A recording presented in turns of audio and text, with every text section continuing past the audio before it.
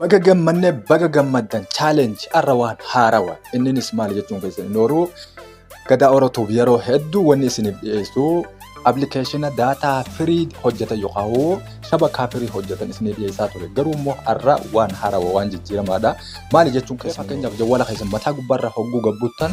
hundi afaan oromootti isiniif deebi'ee beeka asumaan ammasuu gara biraatti hogguu dhufne setting haduratti dhuun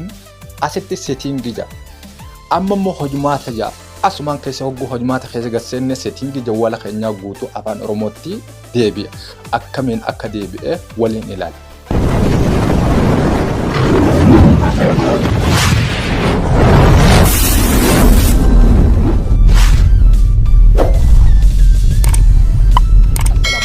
Barakatu ashama harka boonni obboleeyyan kiyya jirra jirtu isiniin jechaadha mee yeroo immoo viidiyoo kana xumurtan gadaa oratuuf maatii ta'uu hin dadhabina subscribe godhaa viidiyoo isaa guutuu asirraa daawwattanii warreen shabakaadhaaf dharraatan asii laaluu hin dagatinaa warreen ammoo gara hedduudhaan gaafattan dib kireeshinii jala laalladha oguun isin jiru dib kireeshin kan isin jiru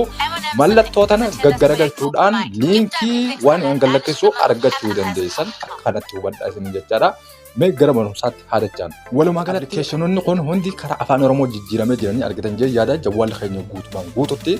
akkamiin akkana goona kan jedhamu waliin laallaa setting seenne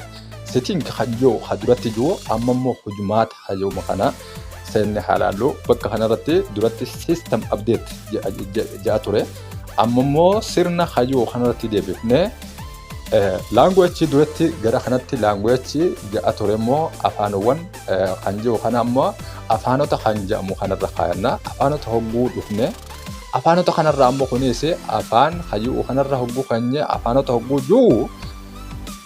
bakka kana dhuftanii isin duraan yooniif afaan ingiliffaa yooniif qabaatan taate bakkuma language itti jijjiiratan san wanni biraa takka hin jiru language bakka itti jijjiiratan san gabbuutanii aad isiniin jaba kana aad isiniin jaa amma irraanfadhe aad maal akka jiru amma immoo asitti afaan biraa bakka jiru aad walumaa galatti aad bakka jettu sanarratti hogguu gadhooytan afaanota hedduu as keessa argattu yooniif immoo isin kadidu ta'ee xiqqeeshoo irratti dhooytanii akka inni search godhee fidu godhuu dandeessan hogguu ol argattan ammoo argattan wanni kun arraaf waan haarawa ta'ee dhufee jira afaan oromoo as keessa argattanii hogguu asirratti isin jijjiirtan walumaa galli applicationonni hundi jijjiiramu gara afaan oromoo isiniif eegala eega isinirra haatti booda hulii afaan oromoo hin beeku jettee tasuma rakkatin fakkeenya hogguu laallu asirraa gabbunne wanni asirra jiraatun hundi siidhaa afaan oromoo akka dubbattuun argitan jee yaada kanaafuu mee googiliin hiniina kan jiru googil inni ilaalagaa irra guddaan namni wanni irraa fayyadamu googil waan ta'eef amma mee kiroom seenna kiroom keessa hogguu singisaa laallee akkamiin hojjeta afaan oromoo irratti deebisee moo hin deebine settingii isaa dhoofne language irra hogguu kan ilaalle